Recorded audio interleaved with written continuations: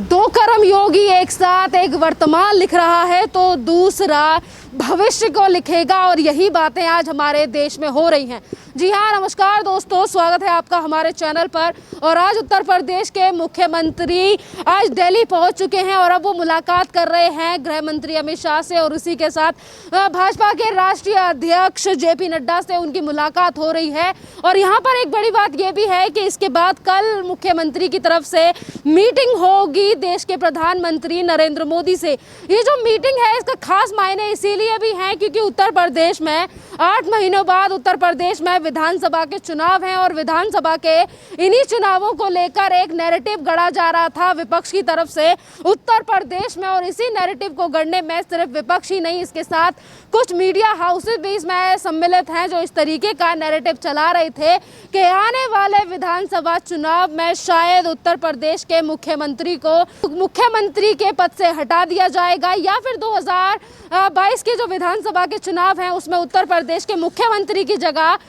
मुख्यमंत्री का चेहरा कोई और केंद्र सरकार की तरफ से आ सकता है, क्योंकि केंद्र सरकार उत्तर प्रदेश की गवर्नमेंट और योगी जी से नाराज चल रही है। कोरोना को लेकर एक बड़ा तमाचा है उस विपक्ष के लिए जो इस तरीके का नैरेटिव गढ़ रहा था उत्तर प्रदेश के मुख्यमंत्री को लेकर। और आज मुख्यमंत्री दिल्ली पहुंच चुके हैं और जो मुलाकात हो रही है ये अमित शाह के साथ, इस मीटिंग की बड़ी ज़्यादा इंपॉर्टेंस है और एक रणनीति तैयार की जा रही होगी शायद इस मीटिंग में। उत्तर प्रदेश के चुनावों को लेकर के सिर्फ 8 महीनों का समय रह गया है। उत्तर प्रदेश के चुनावों में अगर हम विपक्ष की बात करें तो तैयारियां करने की वजह कि किस तरीके से अपनी सरकार को आगे लाया जाए, पर विपक्ष की तरफ से सिर्फ और सिर्फ रणनीति बनाई जा रही है उत्तर प्रदेश के योगी आदित्यनाथ को बदनाम करने की। अगर हम नैरेटिव की बात करें और चुनावों की बात करें तो विधानसभा चुनावों के लिए 2022 में आने वाले चुनावों के लिए विपक्ष ऐसा लग रहा है कि एकजुट, जैसा कि बंगाल में हमने हालात देखे थे कि एक साथ बंगाल में जो विपक्ष था वो एकजुट हो गया था। ममता बनर्जी ने चिट्ठी लिखकर सबसे कहा था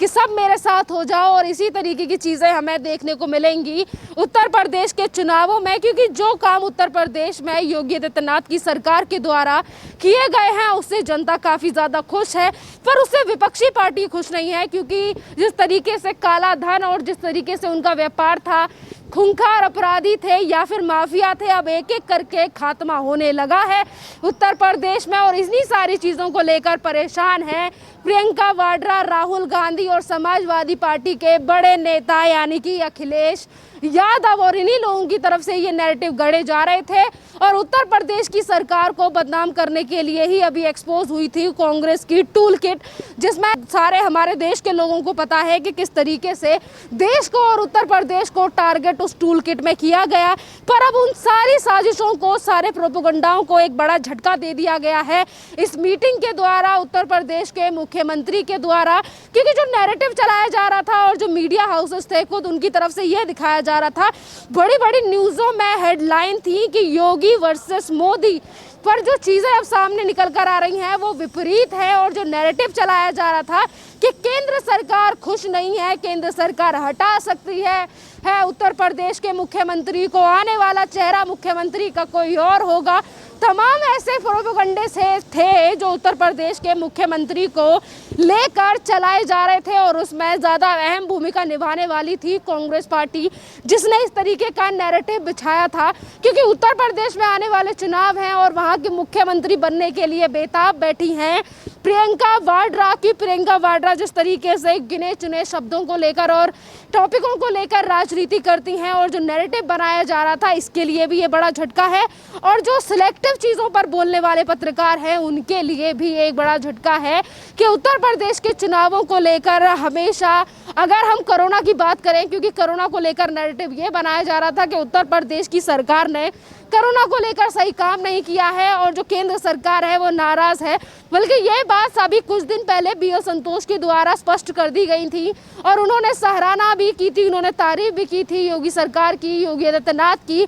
कि जिस तरीके से उन्होंने कार्यभार को संभाला है उत्तर प्रदेश में, लोगों के लिए प्रोटेक्शन दिया है, वैक्सीन को लेकर और घर घर जाके लोगों को जागरूक किया है, तो ये काफ़ी ज़्यादा काबिले तारीफ काम उनकी तरफ से किया गया है। और जो नैरेटिव बिछाया जा रहा था वो इन सारी चीज़ों से विपरीत था कि उत्तर प्रदेश को अलग करके उत्तर प्रदेश की सिर्फ और सिर्फ बदनामी करने के लिए एक नैरेटिव बिछाया गया। अगर गंगा में बहती हुई लाशों की बात करें तो ये अभी से खेल नहीं है। जब समाजवादी पार्टी इस उत्तर प्रदेश में राज किया करती थी, ये नैरेटिव और ये चीज़ें तब से होती आ रही थी, पर तब से किसी ने इन सारी चीज़ों को लेकर सवाल जवाब नहीं किया। और वहीं अगर गंगा तट किनारे उन शवों की बात करें जो कि वहाँ पे दफनाए गए और उनको लेकर ये कहा गया कि ये शव यहाँ पर इसीलिए दफनाए गए हैं क्योंकि प्रशासन की तरफ से सुविधाएं नहीं दी गई हैं, तो वहाँ पर भी जब सच्चाई निकलकर सामने आई तो ये थी कि वहाँ पर कुछ धर्म के लोग हैं जो वहाँ पर शुरुआत से ही अपने लोगों को दफनाते आ रहे हैं। तो आप देख सकते हैं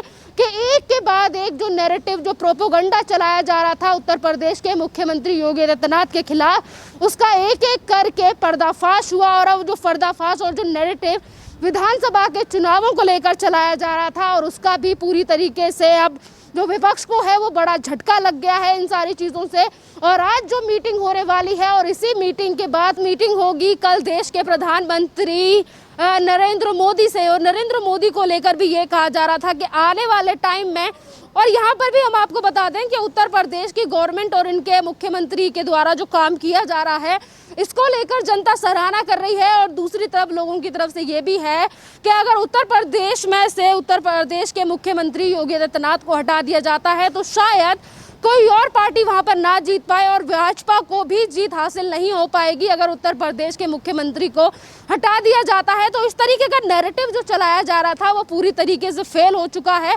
क्योंकि अब जो चीज़ें हैं, जो सत्य बातें हैं, वो निकल कर सामने आने लगी हैं। अगर विधानसभा चुनाव या कि 2022 में आने वाले हैं, इनको लेकर बात करें तो उत्तर प्रदेश में सभी पार्टियां इस तैयारी में लगी हुई हैं कि किस तरीके से योगी जी को हटाकर वो खुद मुख्यमंत्री बने। और इस बात को लेकर आज मायावती ने भी एक बड़ा बयान दिया है। उन्होंने कहा है कि मैं भाजपा के साथ जाने के लिए तैयार हूं, सिर्फ और सिर्फ सपा को पीछे रखने के लिए। मैं नहीं चाहती कि समाजवादी पार्टी आगे आए। तो आप देख सकते हैं कि समाजवादी पार्टी हो या फिर बसपा हो, कांग्रेस हो, इसके अलावा तमाम और पार्टियां हैं जो इस तरीके का नैरेटिव चला रही हैं सिर्फ योगी जी को हटाने के लिए। पर योगी जी का काम वहां पे बोल रहा है, और जनता इस बात को लेकर, जब नैरेटिव चलाया जा रहा था उत्तर प्रदेश के मुख्यमंत्री को लेकर, तो तब भी एक व्यक्ति की तरफ से हमारे देश के राष्ट्रपति को चिट्ठी लिख दी गई और उनकी तरफ से कहा गया कि अगर उत्तर प्रदेश में से योगी आदित्यनाथ को हटाया जाता है तो मैं आत्महत्या कर लूंगा। तमाम ऐसे लोग हैं जो कि इस बात से निराश होते हैं अगर इन्हें हटा दिया जाता, पर इस तरीके की चीज़ें कोई नहीं थी। इस तरीके की चीज़ें कोई भी सूचना, कोई भी वक्त, कोई भी एक वर्ड नहीं कहा गया था केंद्र सरकार की तरफ से योगी आदित्यनाथ को हटाने को लेकर, 2022 में आने वाले चुनावों को लेकर। पर अपनी ज़मीन पक्की करने के लिए अपने कामों को तराशने की बजाय सिर्फ और सिर्फ उत्तर प्रदेश में नैरेटिव चलाया गया, सिलेक्टिव मुद्दों पर राजनीति की गई, सिर्फ और सिर्फ उत्तर प्रदेश की सरकार और प्रशासन को बदनाम करने के लिए। अगर वहीं पर हम ज़मीनी हकीकत पे जाकर और ज़मीनी लोगों से बात करें तो उनकी तरफ से ये कहा जाता है कि कोरोना के प्रोटोकॉल में जिस तरीके की चीज़ें उत्तर प्रदेश गवर्नमेंट की तरफ से की गई, और योगी आदित्यनाथ जिस टाइम पे कोरोना से संक्रमित थे और उसके बावजूद भी उन्होंने लोगों को जागरूक करने का काम किया। उत्तर प्रदेश में ऑक्सीजन के प्लांट्स लगवाए, जहां पर पूरी राज्य सरकारें केंद्र के ऊपर उंगलियां कर रही थी और ये कह रही थी कि केंद्र सरकार की तरफ से हालात खराब हुए हैं, तो वहीं पर योगी आदित्यनाथ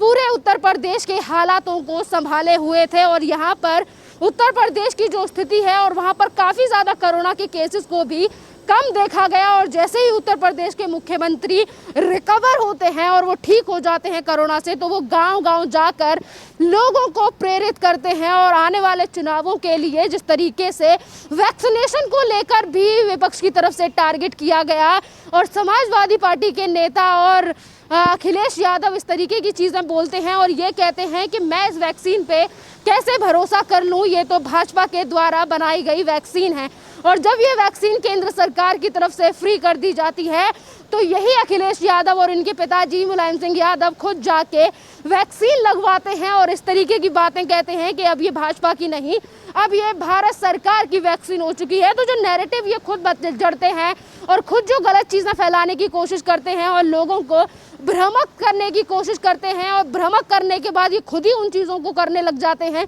तो ये काफ़ी ज़्यादा शर्मनाक है कि देश और जनता से परे हटकर सिर्फ अपना राजनीतिक स्वार्थ देखना ये कहाँ तक सही है वो आप अच्छी तरीके से जानते हैं। और रही बात आने वाले 2022 के चुनावों की, तो जनता काफ़ी ज़्यादा समझदार है, काम के आधार पर वोट डाला जाएगा और नैरेटिव को ना ध्यान में रखते हुए सिर्फ जनता काम के आधार पर ही वोट देती है, चाहे फिर वो कोई भी राज्य हो और कोई भी देश हो। नमस्कार।